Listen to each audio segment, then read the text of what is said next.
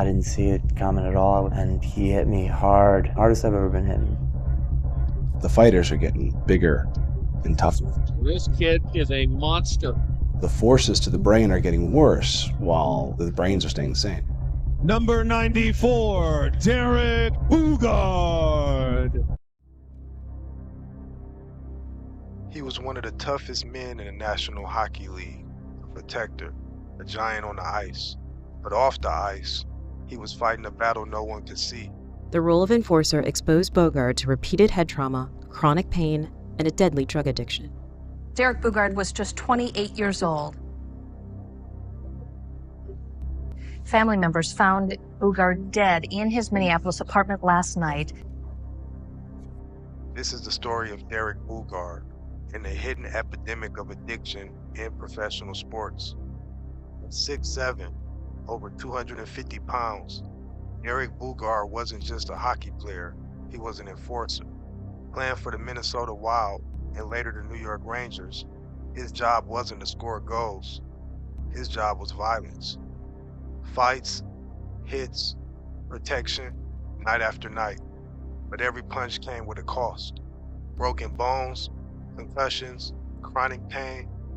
This is the reality for many athletes in contact sports. And to keep going, many turn to something else. Welcome back. It is professional hockey's dirty little secret, abuse of painkillers, and it's putting the lives of athletes on the line. Rick Westhead investigates a sport that relies on playing through pain at all costs. Painkillers. What starts as treatment and slowly turn into dependence.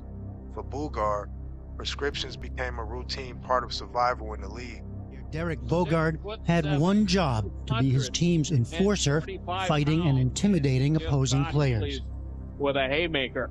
It was his ticket to a life in the National Hockey League, his dream from childhood in small towns in Western Canada, and he was very good at it. But years of punishment took a terrible toll. Numerous injuries and concussions, eventually addiction to painkillers. And last May, just 28 years old, Derek Boogaard died of an overdose of medications and alcohol. But the line between help and harm started to blur. Behind the scenes, the pressure never stopped. He played through pain, he stayed tough, he never showed weakness. In sports culture, toughness is everything, but addiction doesn't care how strong you are. Len Boogaard, Derek's father, joins us in studio tonight. Thank you very much for taking time to join us tonight. No problem. Good of you to be here. Can you recall at what point the family came to realize that Derek had a problem, that there was something going on? It wasn't until September of 2009 that we were able to piece together what was going on and realize that Derek had a problem. Did you sense there was something before that? There was during the month of August 2009. What were we talking about drinking? Were we talking about prescription drugs? Or were we just we're talking about pills. Just about the pills? About pills. Basically what had happened was, according to Aaron, was that Derek had shoulder surgery and nasal surgery in April of 2009. And during that time frame, he was prescribed a number of opiates and painkillers, etc. And so he was, the doctor stopped giving him that medication in April. And by that time, Derek was addicted to those painkillers. So he went to an ex-teammate, former teammate, who was residing in New York. And Derek would send money to that teammate, and the teammate in turn would mail Derek prescription pills. Oxy was what he was mailing. Yes. Yeah. In 2011, Derek Boogaard died at just 28 years old from a mix of alcohol and oxycodone. A life built on strength lost to something invisible. Boogaard's story isn't just one tragedy. It's part of a much bigger issue. Across professional sports, athletes have faced similar battles. Brett Favre openly struggled with painkiller addiction during his career. At some point here, you hurt your ankle, and you have off-season surgery after 95. And what ensues is a seizure after the surgery. And then it becomes known to the world that you have a Vicodin addiction. How did you get to the point where you were addicted to Vicodin? Well,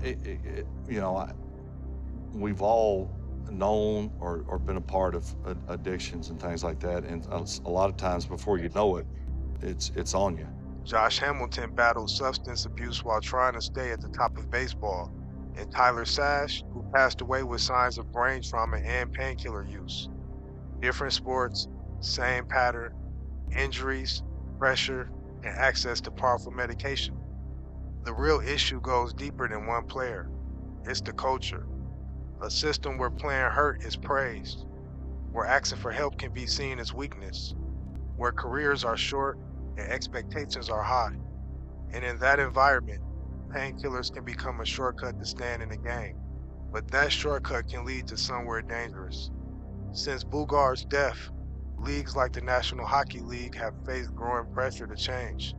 It's better monitoring of prescriptions, they increased awareness of head injuries, they have more support for players with mental health, but the conversation is still ongoing because this isn't just about hockey.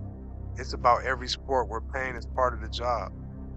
Derek Boogaard wasn't known as the boogeyman on the ice, but off the ice, he was a human being dealing with real pain.